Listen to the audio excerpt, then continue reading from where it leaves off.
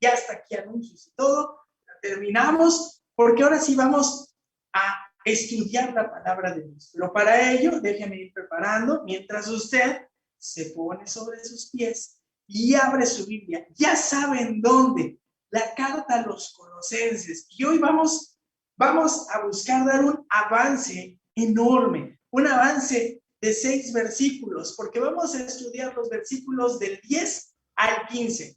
Entonces, vamos a ver los versículos del 10 al 15 del capítulo 4 de la carta a los Colosenses. Y después de este bloque que vamos a estudiar, solamente nos va a quedar el tiempo de compensación con la carta a los Colosenses. Se va a acabar. Hermanos, pues creo que nos tardamos 2 años y fracción estudiando Colosenses. Espero haya sido de bendición para su vida. Pero déjeme decirle que el tema de hoy es sumamente práctico. Es sumamente práctico porque vamos a ver ejemplificado el Evangelio. ¿Cómo llega el Evangelio a una persona y es capaz de cambiarla? Así es que si ya tiene Colosenses capítulo 4, le voy a invitar a que me acompañe en la lectura.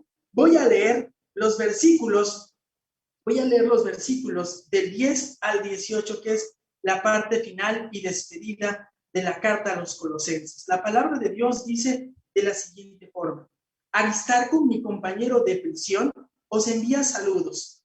También Marcos, el primo de Bernabé, acerca del cual recibisteis instrucciones. Si va a vosotros, recibidle bien.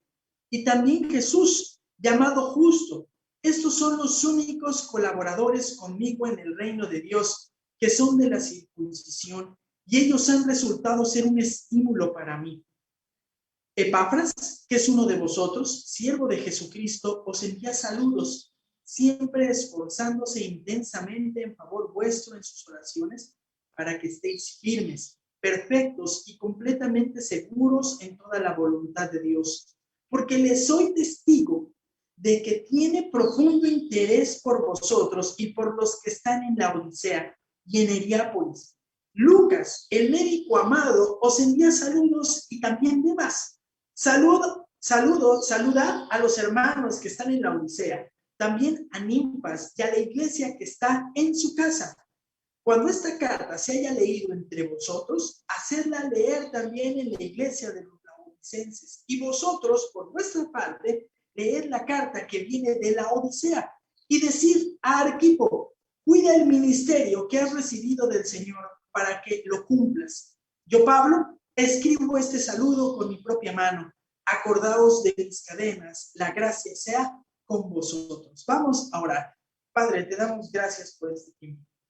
Te suplico, Señor, que tomes este momento, Señor, y que, Padre, me ayudes a ser fiel para poder explicar lo que existe en estos versos, Padre.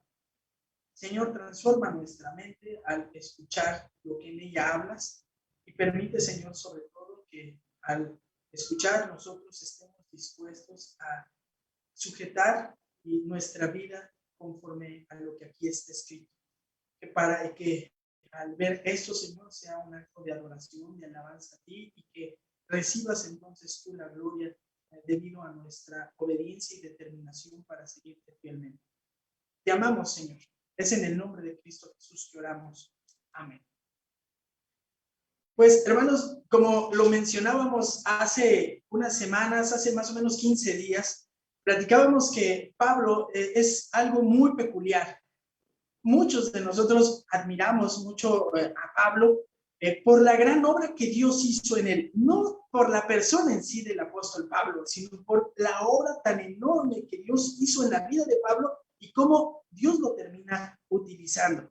Habíamos platicado que Pablo no es un llanero solitario, no es, otra vez ya saqué mi edad, ¿no? El llanero solitario era una persona que buscaba ejercer la ley, aplicar la ley, pero se le dice así a las personas que actúan solos, pero no, Pablo nunca trabajó solo, él siempre buscó hacer equipo con alguien más. Y aquí, en los versos, de hecho, del 7 al 18, observamos una parte muy íntima de Pablo, porque vamos a observar cómo el apóstol Pablo manifiesta quiénes son sus compañeros, quiénes son aquellos que lo acompañan. Recuerde que Pablo se encontraba en la cárcel y al estar en la cárcel es que escribe a causa de predicar el evangelio, ¿no? Por un delito. El delito que le habían achacado a Pablo era predicar el evangelio, y por eso estaba en la cárcel. Y había gente con él, gente que lo acompañaba, que le hacía compañía, que estaba con él conviviendo con la intención de ayudarle y que le fuera menor el tiempo que estuviera en prisión, menos difícil. Entonces Pablo abre su corazón y empieza a explicar quiénes son estos hombres que están a su lado. Muchas veces hombres que en su mayoría son un tanto anónimos, y eso me encanta.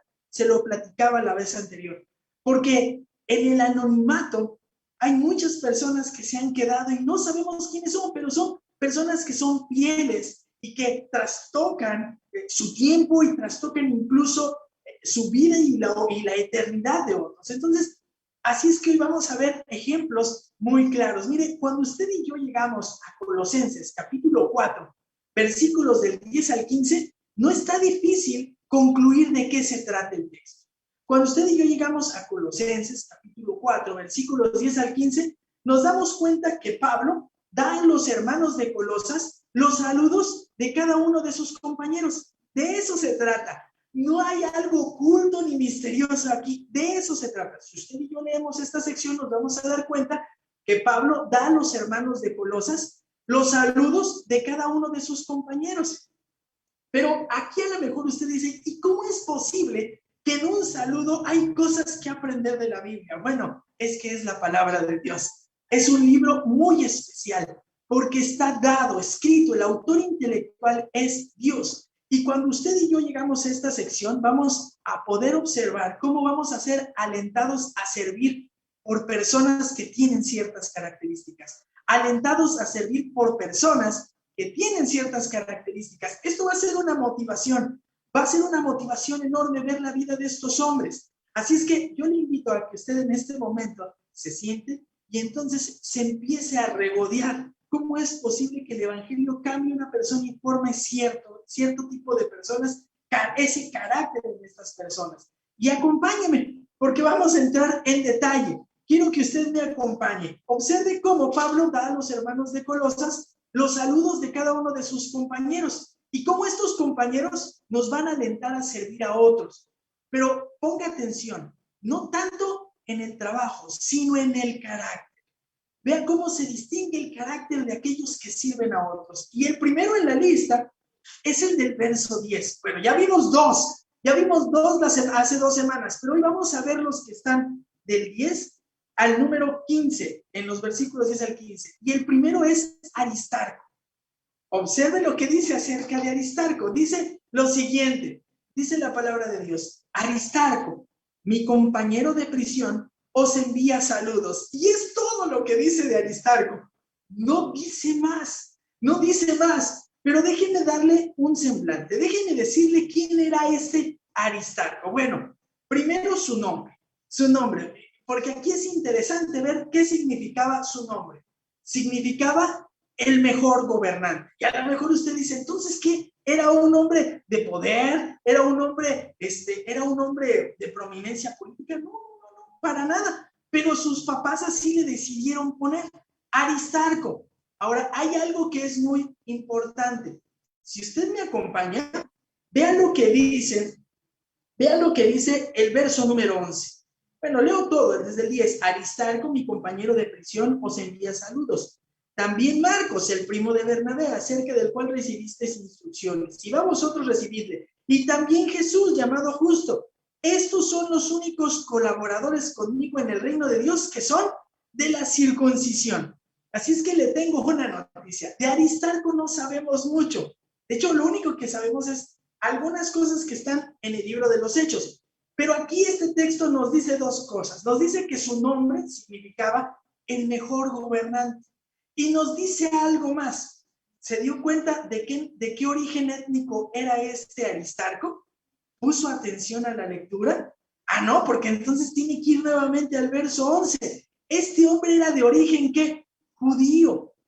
Era de origen judío. Oye, pero qué raro nombre para un judío. Pues pensaría que se llamara Daniel, Ananías, Isaías, Jeremías. Pero Aristarco, bueno, es que lo que usted y yo tenemos que recordar es que muchos judíos para este momento se encontraban dispersos por el mundo. A eso se le llama la diáspora. Estaban dispersos.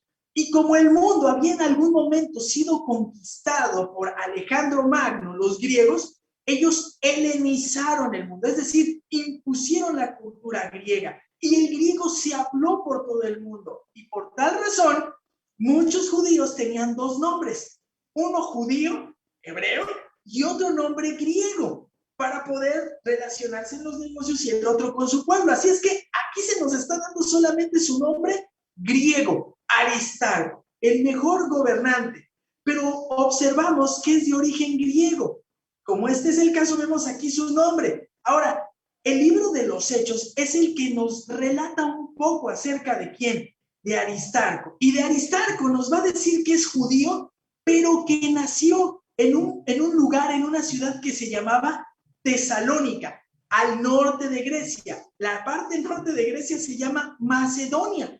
Y él de ahí era originario. De hecho, Hechos 27:2 nos lo confirma. Mire, escuche. Nos hicimos a la mar, dice Lucas, escribiendo el libro de los Hechos, acompañados por Aristarco, un macedonio, es decir, un griego del norte de la ciudad de Tesalónica. Así es que ya sabe su nombre, que era judío, pero que también había nacido en Tesalónica. Ahora, déjeme, vaya con calma, deguste a Aristarco, porque la primera vez que sabemos de Aristarco, lo vemos acompañando a Pablo. ¿Sabe cuándo? Cuando Pablo estuvo 3 años en la ciudad de Éfeso, donde fundó una iglesia. Pero en esa ciudad había un templo a una diosa que se llamaba Diana de los Efesios. Y este era un ídolo muy entrañable para la gente. Y cuando Pablo empezó a predicar ahí, ¿qué cree que sucedió? No, se pusieron bien contentos y dijeron, no, sí, Pablo, aquí vamos a dejar a Diana. No, ya está, váyase a predicar a la Basílica de la Guadalupe, de la Basílica de Guadalupe, no de la Guadalupe, la Basílica de Guadalupe, y va a ver lo que le sucede. Pues le pasó lo mismo a Pablo. ¿Qué pasó? Llegó una turba y lo apresó y se lo llevaron. ¿Y quién cree que estaba con él? Aristarco. Escuchen, cuando oyeron esto, se llenaron de ira y gritaban diciendo, grandes Dianas de los Efesios. Y la ciudad se llenó de confusión. Y aún se precipitaron al teatro, arrastrando consigo a Gayo y a Aristarco. Ahora, ¿cree que los trataron bien? No, pues los arrastraron. Y los compañeros de viaje de Pablo, que eran de Macedonia. Así es que este hombre, la primera vez que aparece, es en medio de un tumulto que lo está agrediendo y que se lo llevan. ¿Y sabe qué sucedió? Cualquier hombre razonable, ¿qué hubiera hecho? No, pues ahí te ves, Pablo, ¿no? Yo me regreso para Tesalónica y a Macedonia. No, a pesar de este problema y este momento de riesgo, decidió acompañar a Pablo.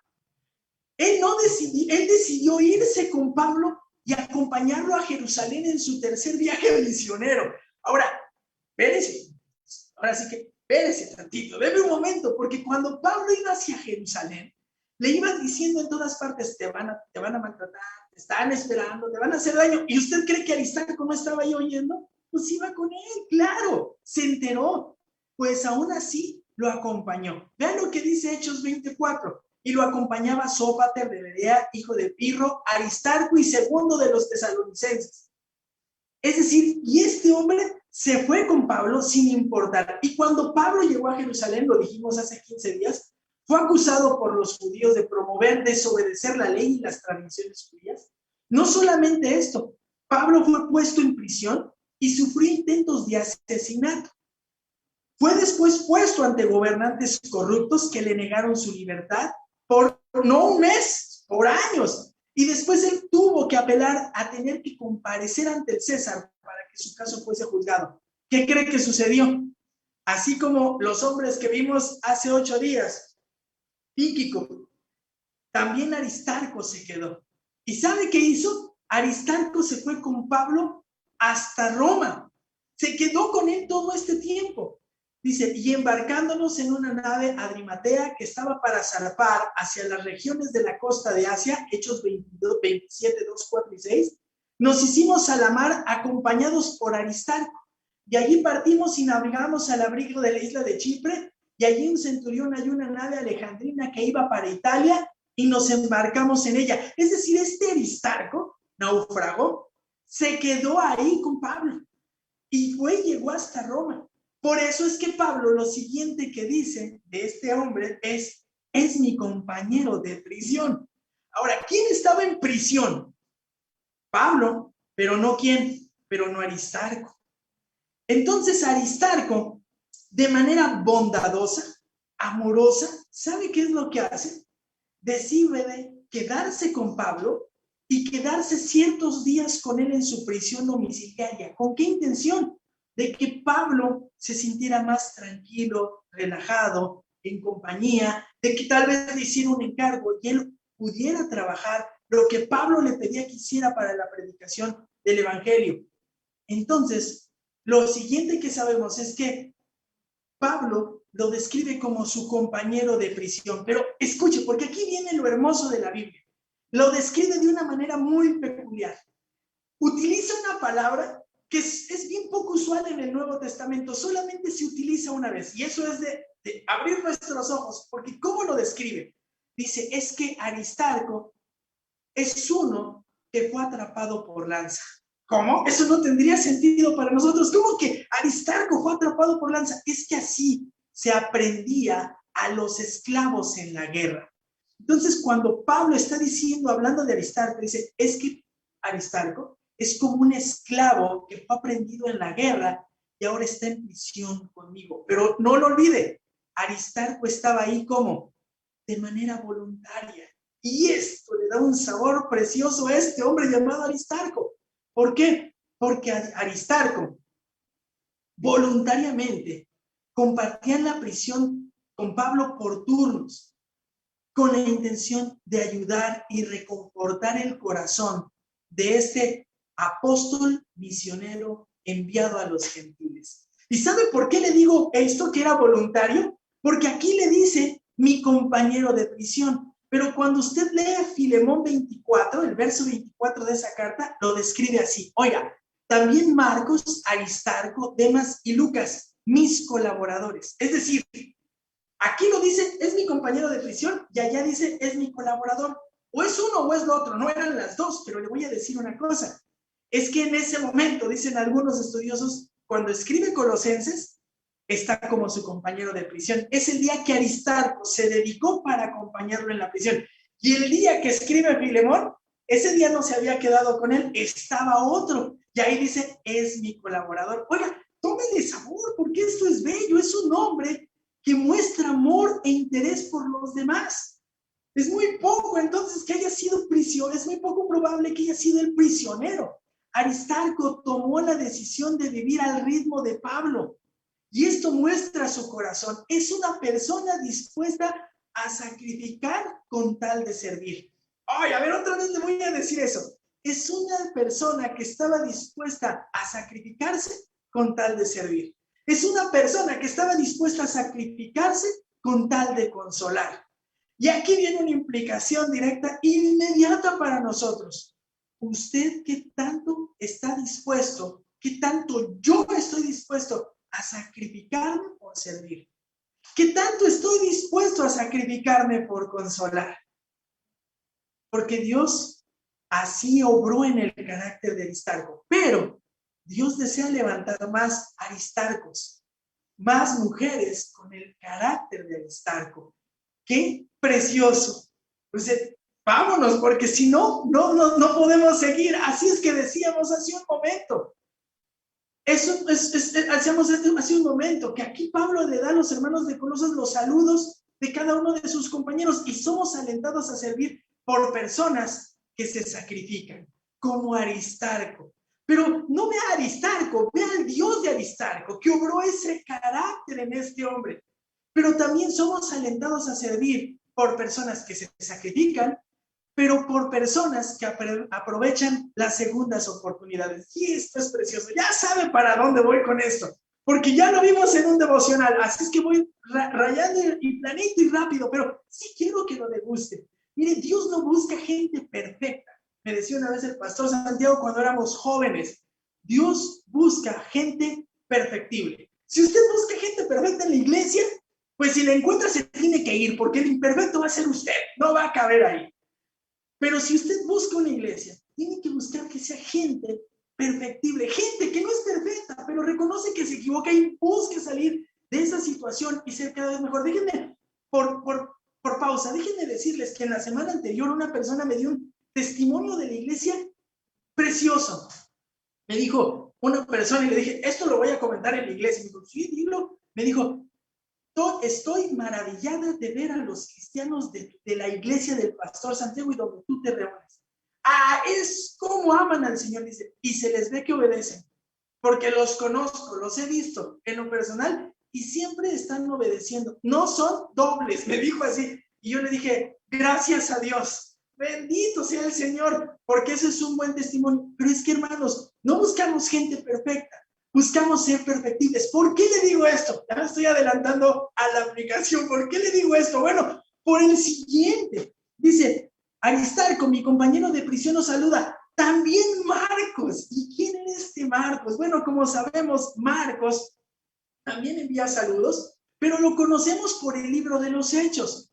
Y sabemos que tiene un trasfondo muy similar. Para ser breve, sabemos que Marcos era el primo ¿de quién? De Bernabé. Pues ahí mismo lo dice. También Marcos, el primo de Bernabé. Y por ende, entonces es el mismo que fue compañero de Pablo y ¿de quién? De Bernabé. ¿En qué viaje misionero de Pablo? A ver, prueba. En el primero. Bien, ya sabíamos que sí se la sabía. En el primer viaje misionero. Pero ¿qué cree que sucedió? Marcos, bárbaro. Que cuando vio la mera hora buena, se retractó y los dejó. Y puso en riesgo la vida de Pablo y Bernabé. Y no solamente eso, sino la predicación de aquel viaje misionero. No crea que le estoy mintiendo. Usted puede encontrarlo en Hechos capítulo 15, versículos 5 y 13. Fíjese, llegados a Salamina, proclamaban la palabra de Dios en las sinagogas de los judíos y tenían también a Juan de ayudante. No que Marcos, bueno, era Juan Marcos. Pablo y sus compañeros, verso 13, zarparon de Pafos y llegaron a Perge de Pamfilia. Pero Juan, apartándose de ellos, regresó a Jerusalén. O sea, que los dejó botados. Y mire, ahorita tenemos al pastor Santi Yabdi, ¿no? A lo mejor el viernes si nos dicen, ¿qué hubiera pasado si uno se retracta y se regresa? No, y ahora cómo cargamos todo, ahora cómo le hacemos. Es muy difícil. Bueno, pues esto produjo que más adelante una desaveniencia enorme entre Bernabé y Pablo, se separaron. Y uno piense, qué caprichosos. Cómo Pablo se aferró a no llevarlo porque ya no confiaba en él y cómo Bernabé en su momento lo quería volver a llevar. Esta fue la desaveniencia. Bernabé quería darle una oportunidad más, pero Pablo decía, ya no. Fue tal la desaveniencia que se separaron, ya no salieron juntos en un segundo viaje misionero. Y no lo piense mal, pero es que ambos tenían argumentos. Bernabé, que era quien consolaba a todos los cristianos, le quería dar una oportunidad más.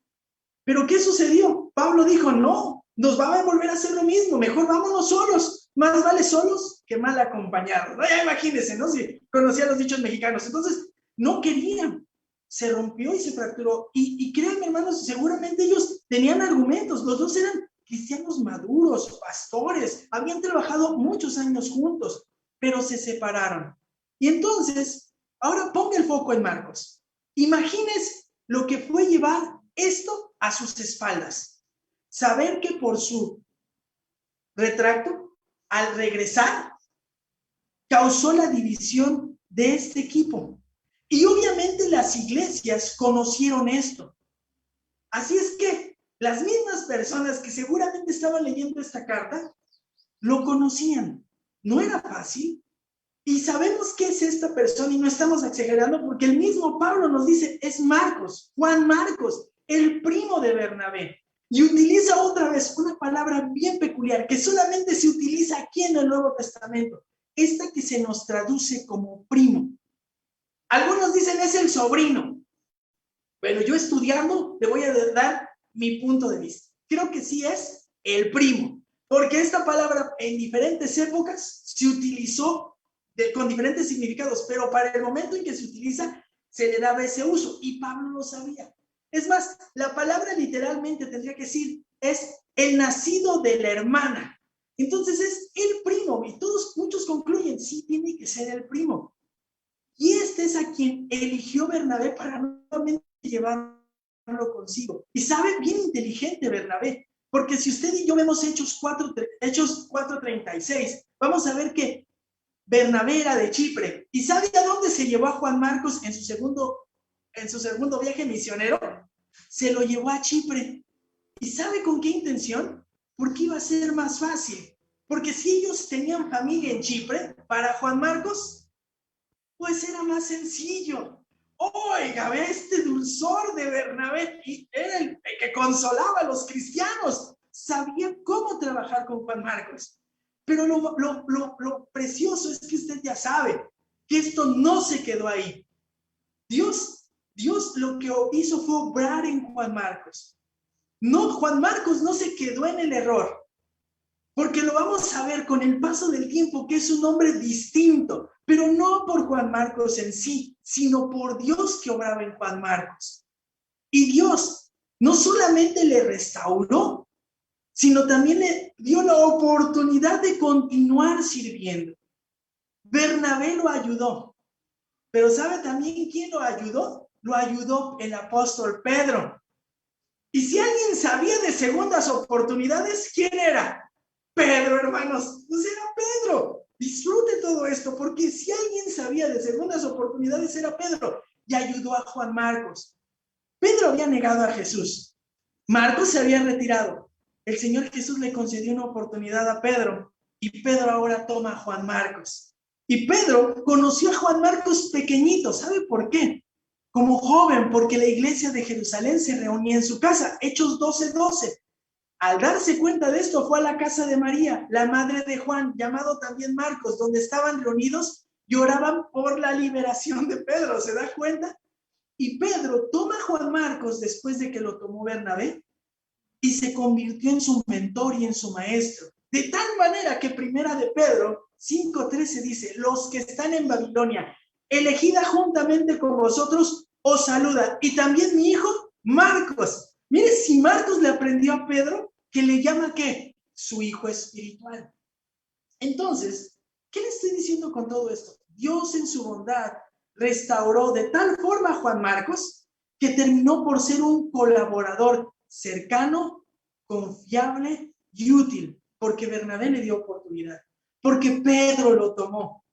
Y entonces, Pablo en esta carta está reconociendo que Bernabé tuvo la razón al darle una oportunidad a Marcos. Y precioso, porque Filemón 24, ya lo leí hace un momento, dice que Marcos es uno de sus colaboradores. Aquel que lo había rechazado en un momento dice: este hombre es valioso, este hombre ama al Señor, este hombre es de fiar y de confianza.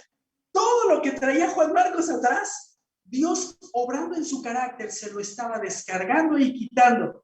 Cuando Pablo estaba a punto incluso de morir, reconoció que Juan Marcos era sumamente útil. Y vean las palabras de un moribundo. Escuche.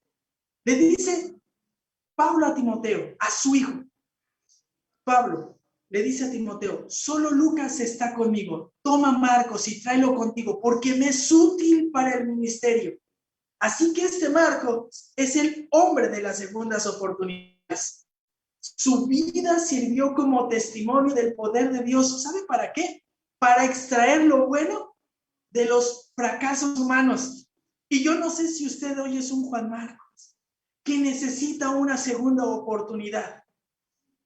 A Marcos se le concedió no solamente madurar y ser confiable, maduró de tal manera que Dios le dio el privilegio que solamente tuvieron otros 3 aparte de él. ¿Sabe cuál? Escribir el Evangelio de Jesucristo, el Evangelio de Marcos. Así que este hombre Juan Marcos es el hombre de las segundas oportunidades. Y de él dice Pablo lo siguiente: acerca del cual recibiste instrucciones. Si va a vosotros, recibidle bien. ¿Ya oyó? Si va a vosotros a darles instrucciones, recibidle bien. ¿Usted cree que la iglesia de Colosas no sabían lo que había sucedido? Claro. Pero les dice: si va y les da un mensaje, recíbanle. Y es un imperativo, una instrucción, una orden precisa. Recíbanle bien. ¿Saben por qué? Porque si va a dar una instrucción o de Bernabé, o de Pedro, o mía. y es de fiar y es de confiar. Ahora pause, porque póngalo en su contexto. ¿Quién estaba metido en esa iglesia?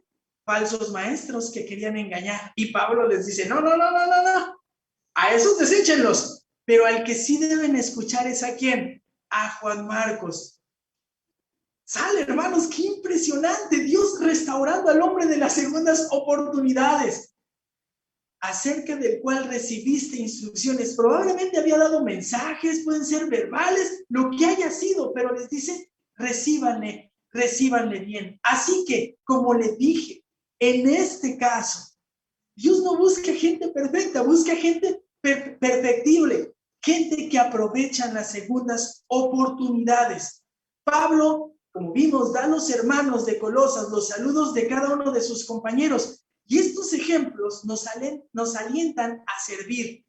Y podemos servir cuando somos personas que se sacrifican, cuando somos personas que aprovechan las segundas oportunidades, pero también cuando somos personas congruentes. Y ahora vea por qué. 4:11 dice lo siguiente. Y también Jesús. Bueno, este es el siguiente colaborador. Y también Jesús, llamado el justo. Y déjenme platicarle algo. No hay más en la Biblia. Y a lo mejor me va a decir, ¿y a poco de aquí vas a explicarnos algo? Sí, algo, aunque sea breve, pero se los tengo que decir. No hay más. Si usted busca por todos lados, no va a encontrar ningún lugar más donde se hable de este Jesús.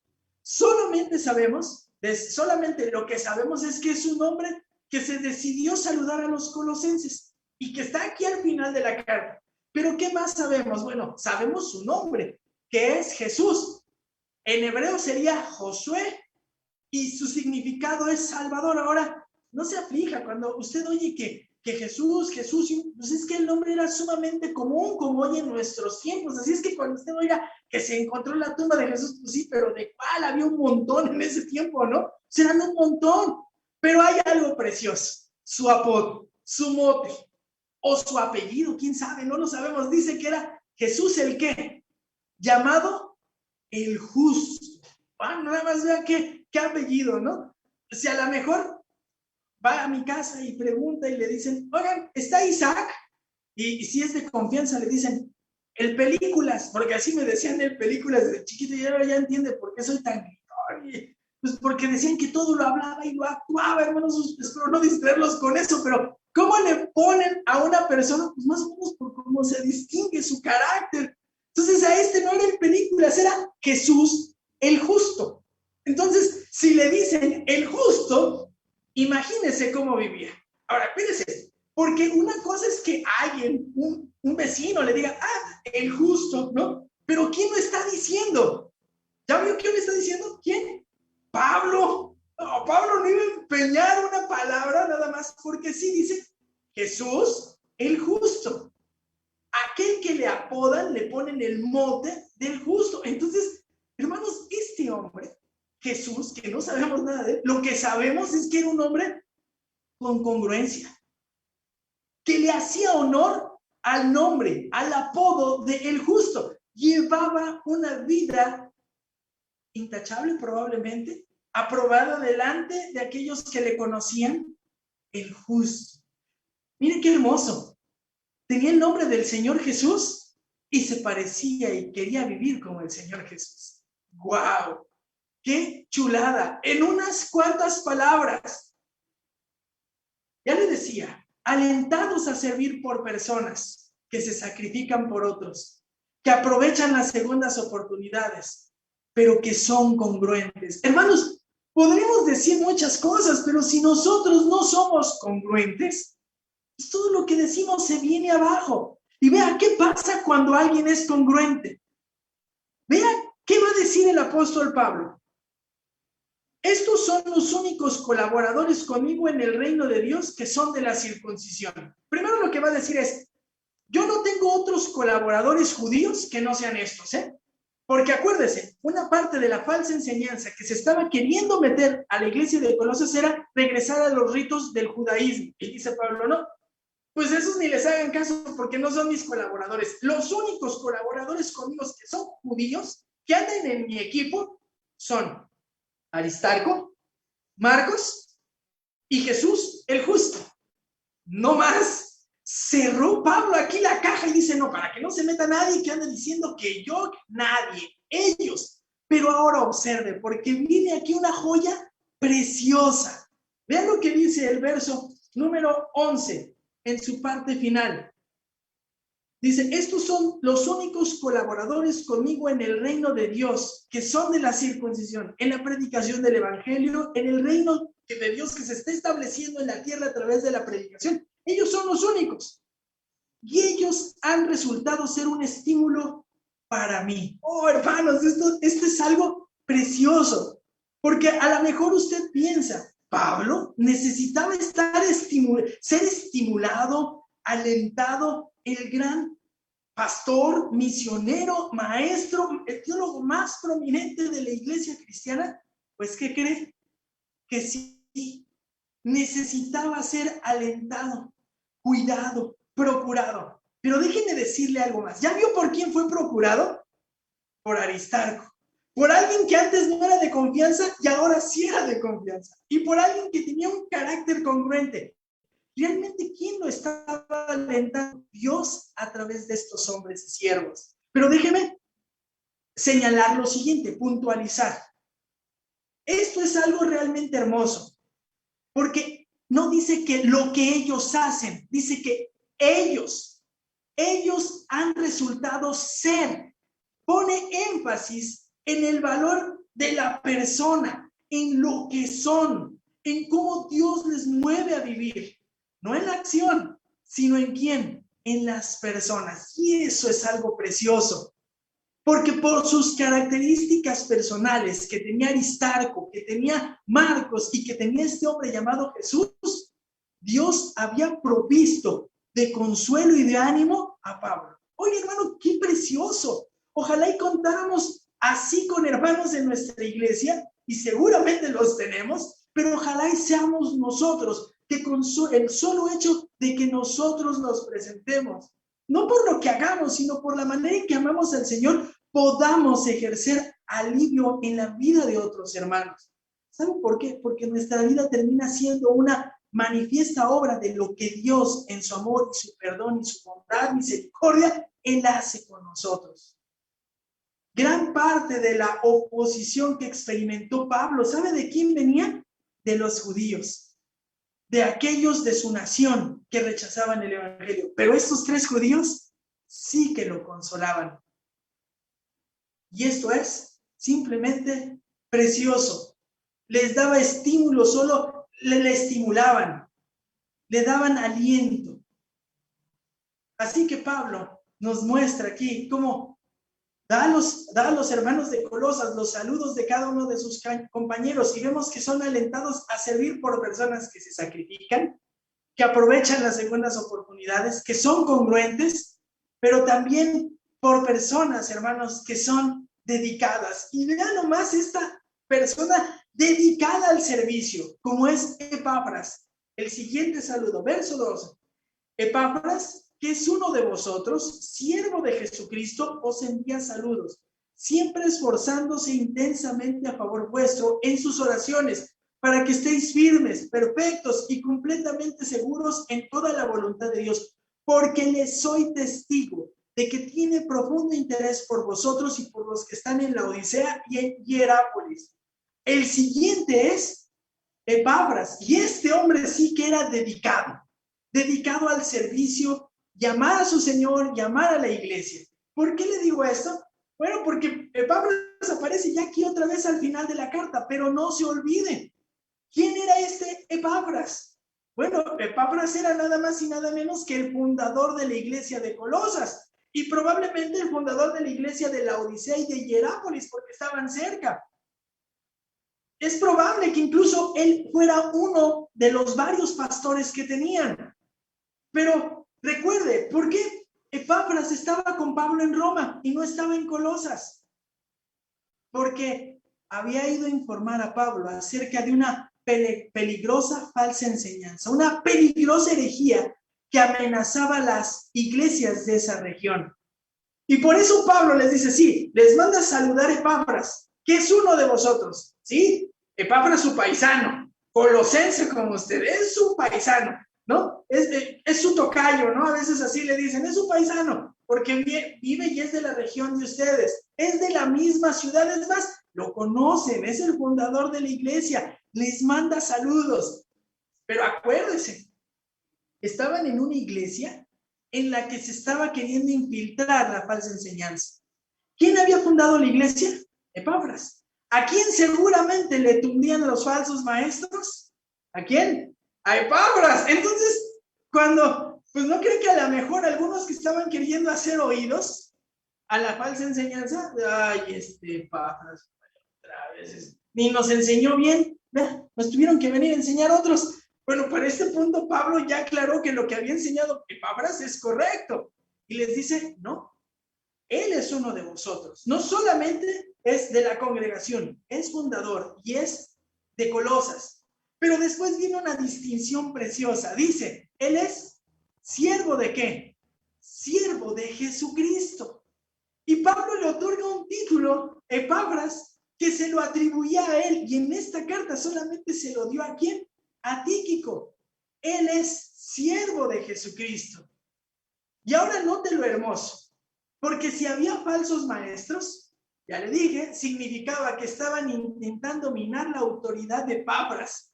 Incluso, muy probablemente, como sucede, estaban intentando desestimar su persona, desestimar su trabajo.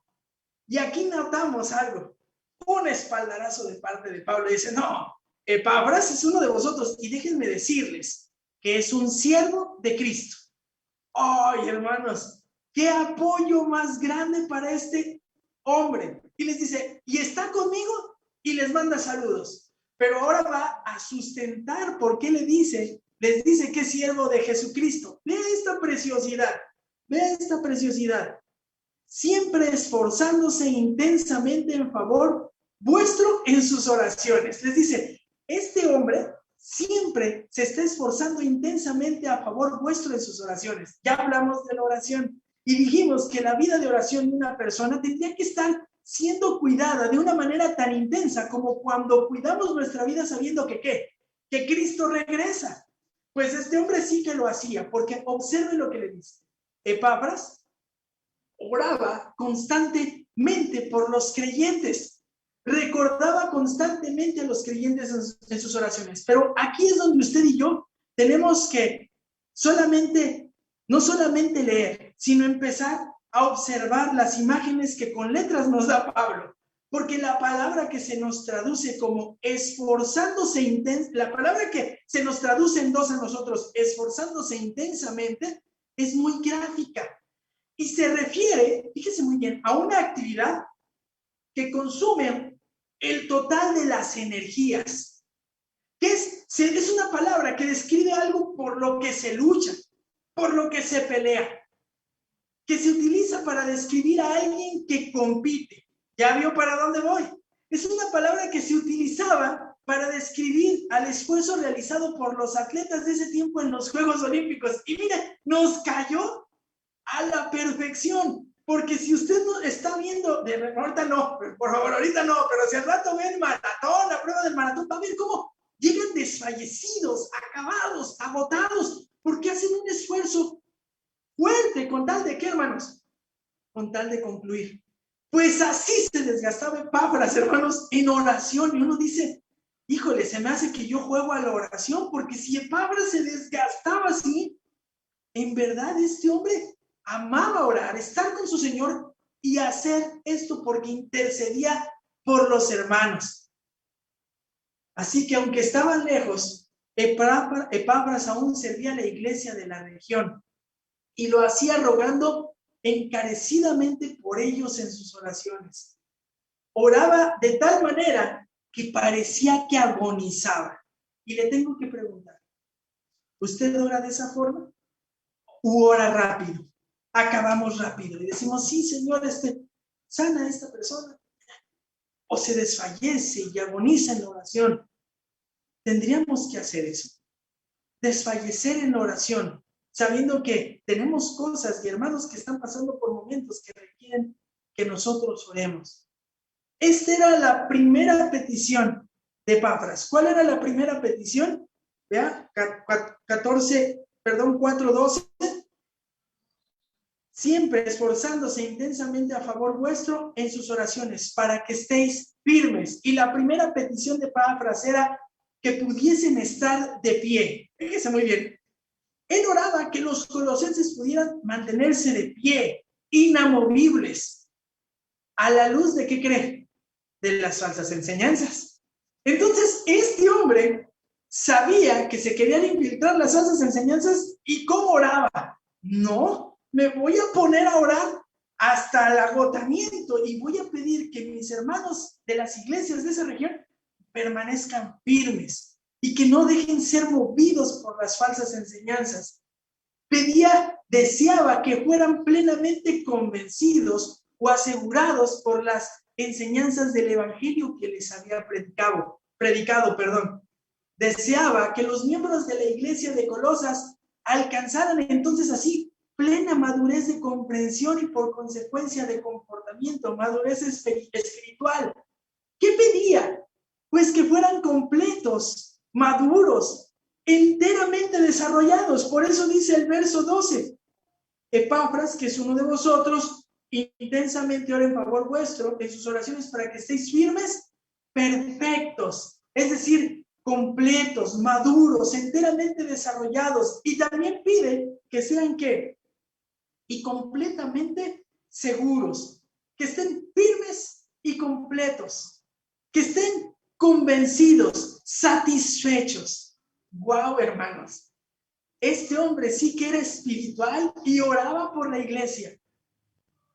Y decía todo esto para que estén completamente seguros en toda la voluntad de Dios. Anhelaba Epafras que los colosenses llegaran a la madurez y estuvieran convencidos de todo de lo que Dios quería, su voluntad.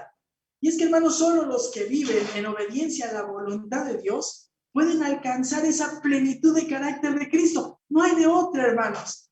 Pero déjenme seguir mostrándoles la pintura de estos versos. Verso 13. Acompáñenme. Porque les soy testigo, dice Pablo. Yo soy testigo. Y casi me lo imagino levantando la mano, ¿no? Soy testigo. Estoy diciendo la verdad. Fíjense lo que va a decir. Porque soy testigo. ¿Soy testigo de qué? Del testimonio de oración de este hombre.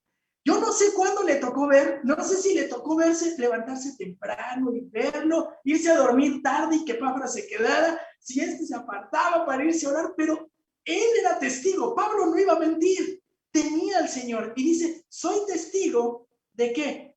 De que tiene profundo interés. Híjole, hermanos, profundo interés por vosotros. Aquí viene otra vez una pintura preciosa. Tiene profundo interés y aquí es muy descriptivo. ¿Sabe por qué? Porque esto de tiene profundo interés también se nos podría decir, viene de las siguientes palabras. Esto de tiene profundo es tiene mucho. La palabra que se traduce como profundo viene de la palabra polis. Y ya para ustedes eso es conocido. Polis, ¿no? De muchos. Policromático, politeísta, ¿no? Viene de muchos, pero después escuchen, tiene profundo, tiene mucho interés, y la palabra que se traduce como interés deriva de la palabra celos. Entonces es muy curioso, pero en algunas otras versiones dice, tiene mucho celo por vosotros. Este hombre, lo que está queriendo decir aquí es que Pablo, las traducciones, es que tenía un profundo interés y deseo de que no abrazaran otra falsa enseñanza. Una enseñanza que no fuera la que Pablo había dado y la que él les había predicado. Entonces, hermanos, esto es impresionante, porque sus oraciones que eran fervientes, que le llevaban a la angustia, a consumirse en orar por sus hermanos, eran con la intención de ver madurez espiritual en ellos, porque estaban bajo su cuidado espiritual. Y sabe, todo esto, al verlo, Pablo debió haber sido una fuente de aliento. Estoy en la cárcel, sí, pero hay gente como Epafras. Dios ha levantado gente como Epafras que ora e intercede por gente de las iglesias. Hermanos, qué consuelo. Y dice que no solamente oraba así por ellos, oraba así por quienes, por los de la gente de las iglesias de Laodicea y Hierápolis. Iglesias que le decía, pero probablemente fueron fundadas por este hombre llamado Epafras. Entonces, eran gente que vivía a su alrededor. Hermanos, este hombre tenía interés personal en el pueblo de Dios que conocía. Ojalá, hermanos, que Dios nos conceda no solamente ser personas sacrificiales, personas que aprovechan las segundas oportunidades, personas congruentes, sino también dedicadas como este Epafras. Pero no solamente ello. Pablo le da a los hermanos de Colosas los saludos de cada uno de sus compañeros.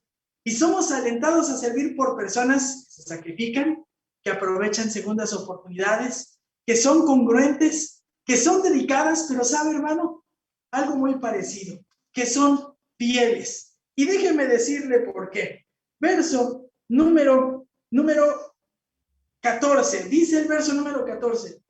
Lucas, el médico amado, os envía saludos, y también Demas. Y entonces aparece un hombre más llamado Lucas. Y aquí esto, pues, para ustedes es muy bien conocido porque estamos repasando ¿qué? Estamos estudiando el Evangelio de Lucas. Según algunos padres de la iglesia, como Eusebio y Jerónimo, decían que era de Antioquía de Siria, pero eso no lo dice la Biblia, nada más la tradición cristiana. Se nos dice que Lucas era ¿qué? Médico. Y sabemos que es el autor y escritor de 2 libros, que en extensión es una gran parte del Nuevo Testamento, el Evangelio de Lucas y ¿qué? El libro de los Hechos. Sabemos que Lucas se unió a Pablo por primera vez. ¿En dónde? Asistiéndole en una de sus enfermedades, cuando el apóstol trabajaba en una zona de Turquía que hoy, bueno, que en ese tiempo se le llamaba Frigia y Galacia. Y ahí él le ayudó y le curó y le restauró de alguna de sus enfermedades. Después se unió al grupo misionero del apóstol Pablo, y a partir de Hechos 16:10, usted va a escuchar que el libro está escrito en tercera persona. Ahí empezó a acompañar Lucas a Pablo. En Hechos 16:10, lo voy a leer para que no quede al aire. Cuando tuvo la visión Pablo, enseguida procuramos ir a Macedonia, persuadidos de que Dios nos había llamado a anunciar el Evangelio. Ahí estaba Lucas. A partir de ahí, él fue testigo. Lo demás, él lo investigó y lo escribió. Pero, ¿sabe? Es muy importante esta alusión a su profesión médica, porque no era un hombre común, era un hombre docto, instruido, estudiado. Y este hombre tenía una cualidad más que esa, ¿sabe? Lucas era fiel. Era un fiel amigo y fiel compañero, porque Pablo permaneció junto con Lucas. ¿Sabe hasta cuándo? Hasta el día en que Pablo falleció. Cuando Pablo está a punto de escribir, está escribiendo su última carta, que ya no llegaría a tiempo con Timoteo porque lo iban a ejecutar por ser predicador del Evangelio, dijo lo siguiente: solo Lucas está conmigo. Él es el único que quedó. Lo siguió acompañando hasta el último de sus días. Lucas, entonces, tiene una relación tanto especial y personal, ¿sabe con quién? No solamente con Pablo, sino con Marcos, porque ambos escribieron 2 evangelios, pero también hay algo especial. Uno era judío y el otro era de origen no judío, o sea, gentil. Lucas había vivido por mucho tiempo junto con Pablo y le había servido físicamente como compañía, pero también lo había alentado y había estado para estar con él en los momentos en que espiritualmente estaba más triste. Estuvo con él en tiempos de enfermedad, en tiempos de persecución y en tiempos de encarcelamiento. Lucas fue uno de los amigos más cercanos y más entrañables de Pablo. Hermanos, ¿sabes? Esto me llama la atención algo. Los mejores amigos del cristiano debiesen estar en la iglesia. como Pablo con Lucas, con el mismo cuidado y el mismo procurar el bienestar del otro, así debiese ser. Porque nadie mejor comprende las luchas solamente físicas de enfermedad. No solamente comprendemos las luchas que traemos en la mente por el trabajo, sobre todo comprendemos las luchas espirituales.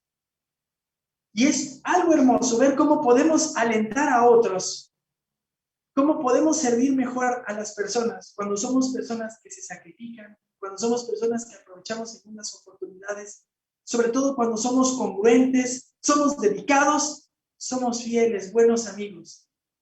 Pero también podemos entonces alentar a servir mejor cuando somos personas que sí permanecemos. Y este es el último de los casos, porque el último saludo viene de un hombre del cual sabemos poco, pero sabemos lo suficiente.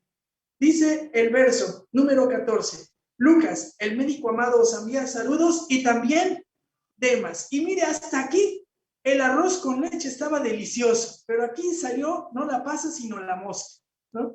Dicen, algunos comentaristas dicen, le cayó la mosca al perfume. Así, hermanos, así lo dicen, y yo estaba botado de la risa. ¿Sabe por qué? Porque aparece un hombre llamado Demas, pero es un hombre que nos deja una lección muy importante. ¿Sabe por qué? Porque este último nombre corresponde a una persona que ha sido incluida por Pablo porque en ese momento estaba con él. Estaba ahí con él. Había estado en la prisión con Pablo y estuvo en otra ocasión con Pablo también ayudándole en sus prisiones. Este hombre, Demas, había hecho un importante compromiso con la obra de Dios y estuvo con Pablo en todo momento. Ya le dije, en sus encarcelamientos. Pero a diferencia de los otros colaboradores, su futuro fue triste y dicen algunos sombrío y oscuro. Porque Pablo relata la deserción de este hombre llamado Demas. Cuando Pablo está escribiendo su última carta, que ya le dije, no llegó a tiempo a Timoteo porque lo ejecutaron por predicar el evangelio, dice lo siguiente. Pablo le dice a Timoteo, Timoteo, procura venir pronto a verme. Piensen esto, son las sombras de una persona que está a punto de serle arrebatada la vida. Quiere ver a su discípulo. Timoteo, procura venir pronto a verme, porque Demas me ha desamparado. Demas me ha abandonado. ¿Sabes? Amando este mundo, se ha ido a Tesalónica. ¿Qué quiere decir todo esto? Demas en algún momento de su vida sopesó que era más importante abocar su vida a perseguir las cosas espirituales o abocar su vida e ir en pos de aquello que le iba a dar una gratificación. Y entonces Demas cayó en la evaluación y en la conclusión de que no estaba dispuesto a pagar el costo de seguir a Jesús y renunció al privilegio que él en algún momento había decidido de servir, y entonces se abocó para perseguir las cosas que había en este mundo. ¿Qué hizo? No se nos dice más, pero el hecho es contundente. Este hombre no abandonó solamente a Pablo, abandonó el ministerio y no sabemos más de Demas. La presión, hermanos, del mundo sobre Demas se volvió insoportable hasta que llegó al punto de que terminó abandonando todo lo que en algún momento había abrazado. Dicen algunos comentaristas, Jesús tuvo a Judas, Pablo tuvo a Demas. Qué fuerte, qué doloroso. Pero también esto es un bálsamo y es un aliento. Porque dicen algunos comentaristas, es alentador saber que hasta los líderes más prominentes que el mundo ha conocido fueron defraudados por otros. Hermanos, yo sé que era una despedida. Yo sé que simplemente hoy vimos las palabras de salúdame a la iglesia que están allá en Colosas. Pero las vidas de aquellos que soportan ese saludo son vidas transformadas por Dios. Son vidas que nos dejan una enseñanza enorme. Son vidas que nos alientan a servir a nuestros hermanos en la fe. Pero para tener un servicio que es agradable al Señor, necesita estar enfocado más que en la tarea, nuevamente en el carácter. Y cuando nosotros servimos dispuestos a sacrificar cualquier cosa por ayudar a otro, Dios se ve honrado. Cuando somos personas no perfectas, pero que aprovechan una segunda oportunidad, Dios es glorificado. Cuando nosotros somos congruentes entre lo que vivimos y predicamos, Dios es glorificado. Cuando somos dedicados como Epafras, que no desmayamos y aunque estemos exhaustos, decidimos servir al Señor. Porque, ¿sabe? Dios no manda o no llama a servir en la iglesia a gente desocupada. Siempre vamos a tener ocupaciones.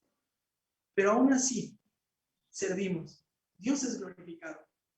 Cuando Dios llama, cuando nosotros servimos y somos fieles con nuestros hermanos, somos incondicionales, como fue Lucas con Pablo, Dios es exaltado y Dios es glorificado.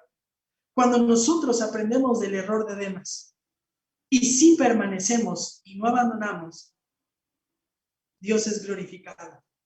Hermanos, el Señor Jesús nos dio el mejor ejemplo. Vino y sirvió en este mundo. Sirvió al hombre. Estamos llamados a imitar a nuestro Señor. A lo mejor ya tenemos algunas de estas características, gracias a Dios, pero a lo mejor estamos flaqueando. Pues es tiempo de que tomemos fuerzas y le pidamos al Señor que obre en nosotros el carácter de estos hombres, porque es el mismo Señor, es el mismo Dios. Vamos a orar. Padre y Señor que estás en el cielo, te damos gracias por tu palabra. Señor, cuando llegamos a este punto es que nos damos cuenta que lo que hoy leemos y estudiamos es escrito por ti. Tú eres el autor. Para el hombre podría ser casi incomprensible cómo en un simple saludo de unas cuantas personas puede haber tanta riqueza. Y nos maravilla saber que tú, el Dios que ahorita nos escucha, que en este momento pone atención a nuestras palabras, es el que transformó esas vidas. Hoy te queremos pedir, Dios, que tengas piedad y misericordia de nosotros, que formes el carácter que había en Aristarco, que había en Marcos, que había en Jesús, que había en Epafras, que había en Lucas, lo formes en nosotros. Te suplicamos, Padre, que nos libres de experimentar y de repetir lo que hizo Demas. Queremos permanecer. Y el deseo de esto, Señor, es simplemente para darte gloria y honra a ti que enviaste a tu Hijo Jesucristo a morir por nosotros. Ayúdanos a ser una iglesia que encarna tu palabra, que encarna lo que aprendemos, Señor. Que seamos capaces de desvivirnos como lo hacían estos hombres que te amaban por amor al prójimo, por amor a la iglesia. Ayúdanos a copiar este ejemplo. Te suplicamos que produzcas este fruto. ¿Cuánto te amamos, Señor? Porque tú nos amaste primero. En verdad somos bendecidos porque nos rescataste. Ayúdanos a vivir conforme a lo estudiado el día de hoy. Oramos y te pedimos todo en el precioso nombre de nuestro único Señor y Salvador, Cristo Jesús. Amén.